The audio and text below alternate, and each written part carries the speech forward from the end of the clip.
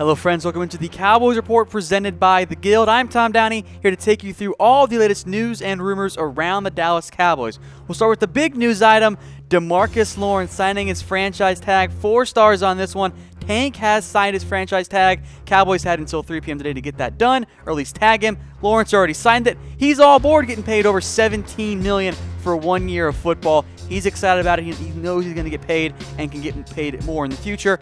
The Cowboys do, though, have until July 16th to get a long-term contract extension done. We'll talk more about that coming up in the show. Doesn't seem all that likely, but in terms of this year, Tank has signed his franchise tag.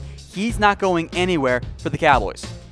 Next up, could DeMarcus Lawrence break the bank next year? And people are most certainly talking, and in this case, it's Tank who's doing the talking. He told Jane Slater of NFL.com that he thinks the Cowboys have now put him in position to really break that bank and make even more money next year.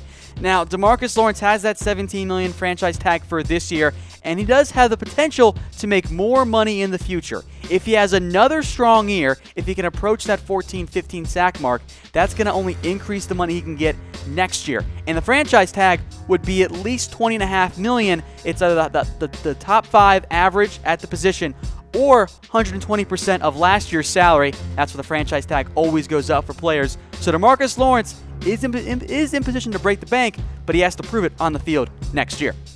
Hello folks, I'm Tom Downey. Follow me on Twitter at WhatGoingDowney for more Cowboys coverage. You saw the 2 stars there on our rumor meter. Here's what all the stars you'll see mean. 0 stars, it's fake news. It's the number of fights that Odell Beckham won against the net.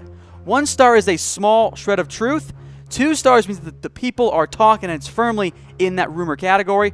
3 stars means it's pretty likely, not quite a done deal, but it is a very likely rumor. And 4 stars means that Dez caught it. NFL since confirmed it. It was a catch, and it's 4 stars. It's a fact. Third rumor now, once again, on DeMarcus Lawrence. Cowboys and Lawrence haven't come close to a deal.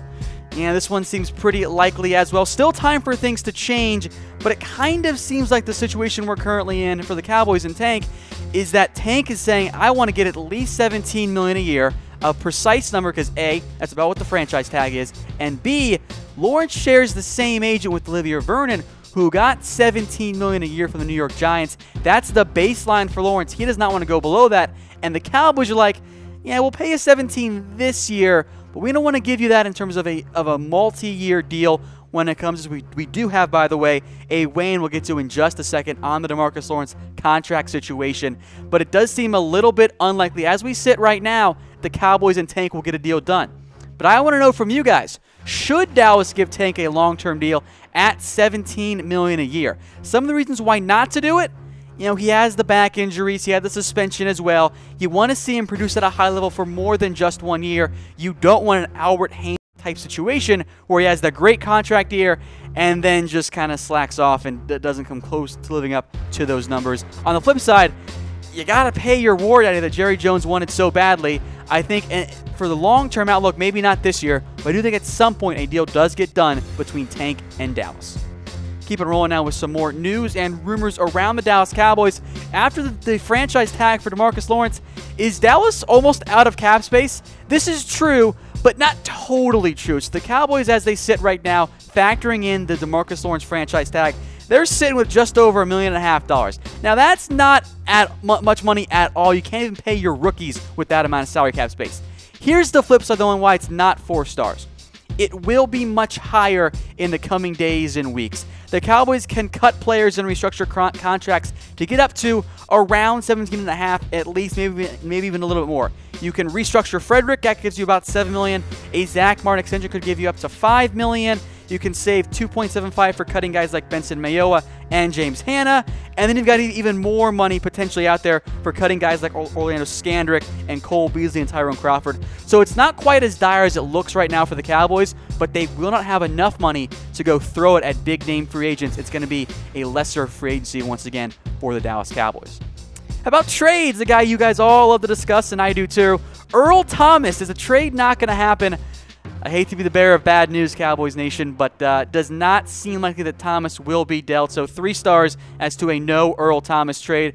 Ian Rappaport says the Seahawks want to extend Earl Thomas and that he is, quote, firmly in the Seahawks' plans for 2018. Now, there were other reports that said that the Seahawks listened to trade offers for Earl Thomas, but Seattle had a very high asking price, and as I kind of thought from the beginning, it makes more sense for Seattle to keep their stud safety with uncertainty around the rest of the defense, guys like Michael Bennett and Richard Sherman. I don't think they're going to trade Earl Thomas. If they did, I think it'd be a very high asking price. So let's say hypothetically, guys, that Seattle is still trying to shop Earl Thomas. Would you give up a first-round pick for him, your first-round pick, number 19 overall? I actually don't know if I would. I fall more along the lines of I'll give up anything but the first-round pick, second-round pick, maybe even a late-round pick as well, but I don't like the idea of giving number 19 overall to Seattle and then paying Earl Thomas a big contract, as good as he is. Maybe next year, maybe Earl Thomas does not sign an extension and he can sign with the Cowboys in free agency. Sixth up here, is there no decision yet on the whole Jerry Jones, Roger Goodell legal feud? 4 stars on this one as well. There's no decision yet. Jerry Jones and Goodell did meet on Monday. It was about an hour-long meeting.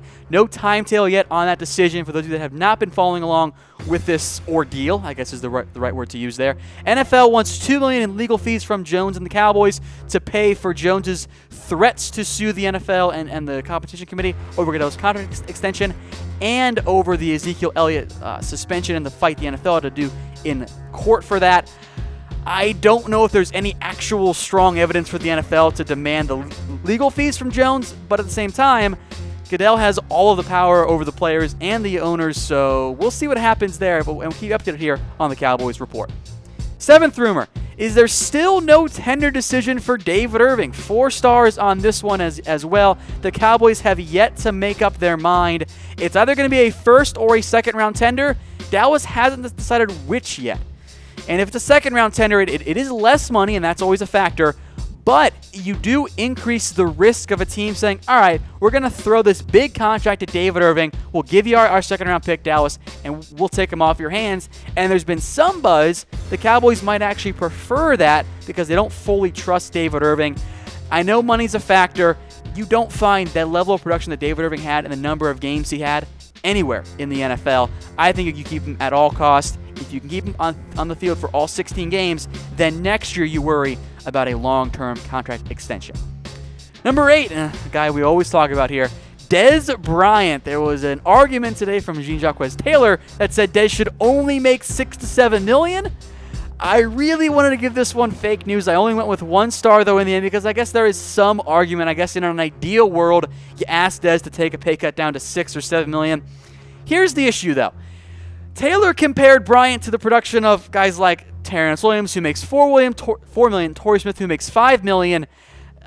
Those are not the comps we should be making for Dez Bryant, the Cowboys' mediocre number 2 receiver, a wildly overpaid average receiver. How about this, folks? Everyone loves Alshon Jeffrey. He played through the injury. Dez Bryant this year, 69 passes, 838 yards, and 6 TDs.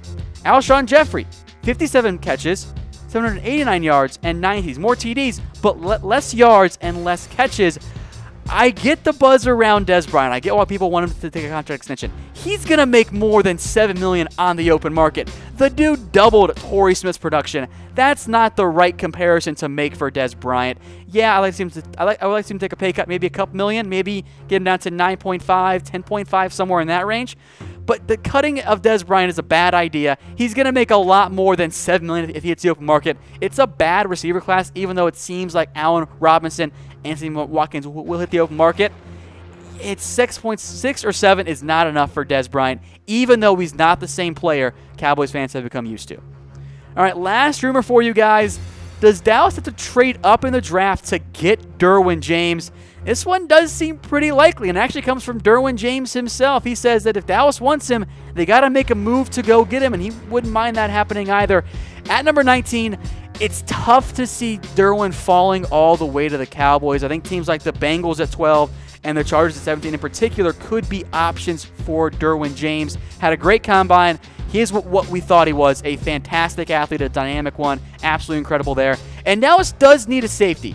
The issue is it's expensive to move up. You're giving up a second or third round pick to go up and get someone like Derwin James. I can live with the third because of the comp picks.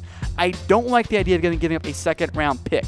But Derwin is not the only player Dallas could trade up for. So that brings us to our reaction poll. Who should Dallas trade up for? A wow face for nobody, a laughy face for Roquan Smith, a like for Derwin James, and a heart for Calvin Ridley.